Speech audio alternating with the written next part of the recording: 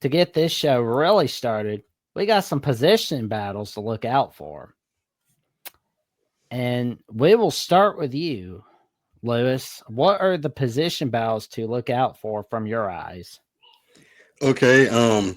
If you will allow, I do want to go back a little bit before 2022. You talked about that matchup and how it was surprising that LSU was able to come out with the win, being a double-digit underdog. But the year before, in 2021, when Coach O got fired, it was a very similar situation to where nobody thought LSU had a shot.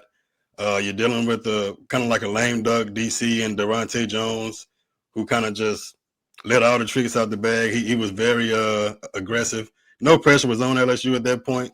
They went to Alabama and played them, lost in a one-score game in a team with a team that ended up finishing under 500. But that just, to me, kind of is probably going to be pretty similar to the level of how competitive this game is going to be. We won't be looking at a blowout, I don't think. I think it's going to be a very competitive game. Um, on to the position battles. You got to start with offensive line. I mean, we're talking about LSU. It's been the same thing all year. We're talking about the offensive line. And even though I think LSU matches up better with Alabama up front than they did against A&M, because Alabama doesn't have the dominant sack artists that we're used to seeing at Alabama. You're still talking about a great defense. You're still talking about a top 25 defense overall and scoring defense. So LSU is going to be they're going to have a left tackle and true freshman Carius Kern, who is listed as questionable right now. So at best, you got a Carius Kern, true freshman that has some potential at left tackle.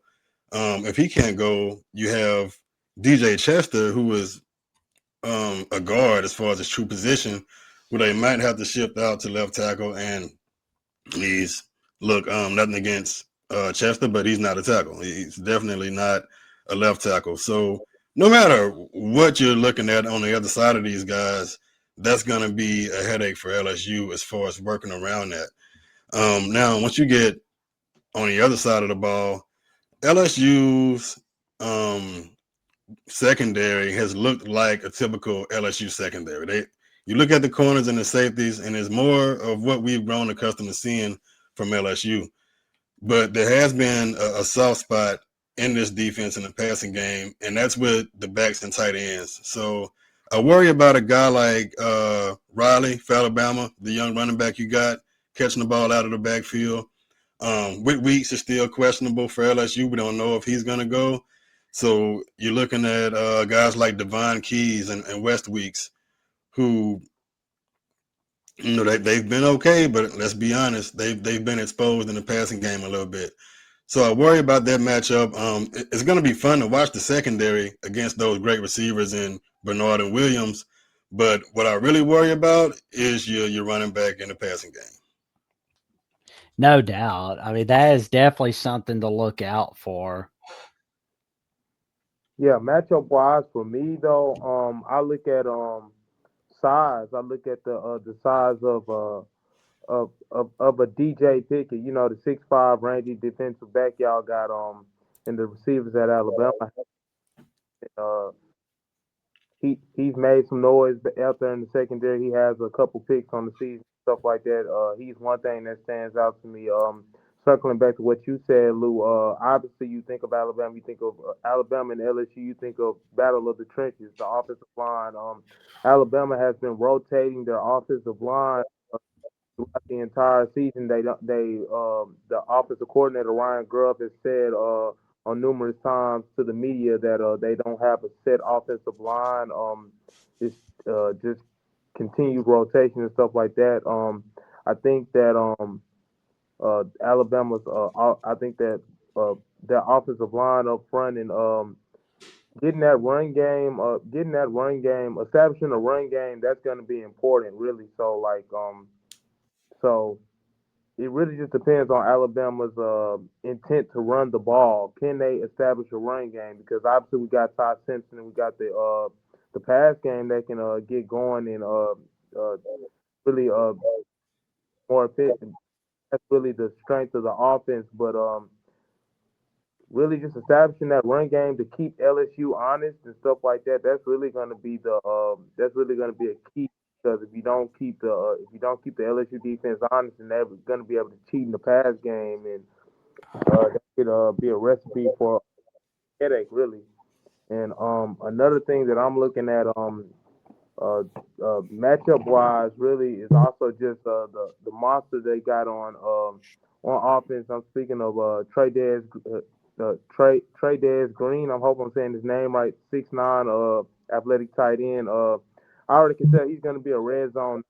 Those Husky backs, those nickel defensive backs that Alabama has in the secondary, they're going to have to really man up on coverage and really just shade him throughout the entire night. Him and Aaron Anderson, they're gonna have to really just lock in on those two, especially because I feel like those are gonna be the most weapons on offense. And obviously, you got the running back Caden Durham. LSU hasn't gotten their running game going the way that they normally do in seasons past.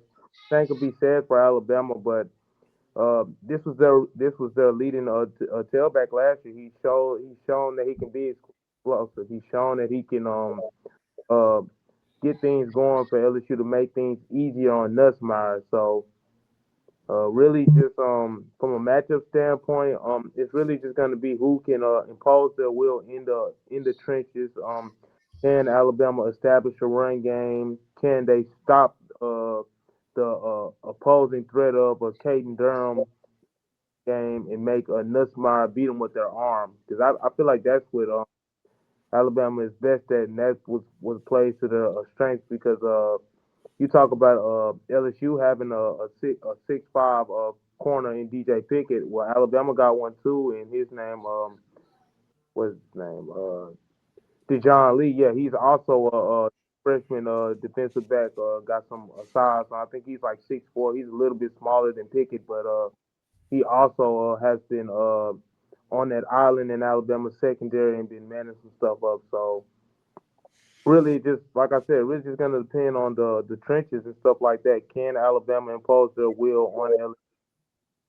And if so, then it's gonna be positive. If not, it might be a headache. And giving a team like LSU, giving them that advantage, and then them having their backs against the wall the way that they do, I feel like that could definitely be a springboard for Alabama. Definitely those type of things.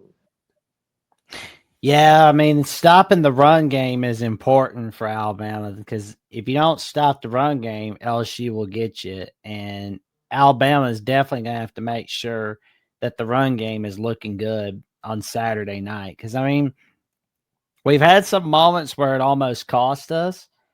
And, that play against Bishop where Tennessee scored that second touchdown, start off that third quarter in the 2025 edition of the third Saturday in October, that had me a little nervous. Maybe not for the rest of the regular season, but come playoff time, that's got me a little nervous. Because if we were going up against a team with a really good run game, then we would be in trouble. That's a great point you guys make. And to your point, Trevion, about Durham, you also got another guy in Harlem Berry who hasn't done anything but produce when he's getting opportunities, but for whatever reason he hasn't gotten enough opportunities. This is a guy who averaged almost 7 yards a carry against A&M, but finished with only 9 carries. So that's unacceptable. It's one of the things that is kind of intriguing to me about this game. And with the new staff that well, not necessarily new, but it shrunk a little bit in the last week. So you got a slightly different staff, and to see the commitment to the run is going to be fun to watch. Also, you brought up Trey Green, and I think about a guy like Lee, who's much, like Pickett, he's much taller than your average corner. So I think Alabama might be a little creative in how they go about attacking Trey Green, because LSU uses him like a wide receiver, and even though he's a tight end, it's a lot to look for in this game. Now, as an LSU fan, for LSU fans, you're looking at a team that has nothing to lose. You're looking at a team that, I mean, you're playing for pride right now, and you can't forget about that interim bump. You see it time and time again. I talked about the LSU Bama game in 2021, and you look at some teams that have already gotten rid of their coaches, like a UCLA this year. You tend to get that interim bump, and when you watch Frank Wilson talk, this is a guy. And look, nothing against Kelly. He's gone. I'm not going to kick him while he's down. But Frank Wilson is a guy that lives, breathes, loves LSU. Like he lives LSU. He's from the state. He can walk in any high school in the state at any time of day. He's well respected. And I think that you will get effort. One of the more concerning things about LSU this year was just being straight up. You saw him quit against A&M. You saw him quit. You get down, and you don't see the typical fight that you see from an LSU team. This is a proud program, and whether you're from the state or not, when you come to LSU, one thing is they've been known for is to play hard, to play with effort. You're not making it easy. So I don't think this team is going to quit on Saturday. No. Yeah, and I'm of the belief they're not going to quit either. That's why I believe Alabama, they cannot take LSU lightly at all. I understand you're a 10-point favorite, but at the same time, and I also understand both teams coming off a bye week. That should be no excuse because like that's playing right into LSU's favor. Because Alabama, they all the pressure is obviously on LSU and stuff like that. So Alabama, they're gonna have to come. They're gonna have to come out hot because I already everybody, not everybody already knows, but I'm pretty.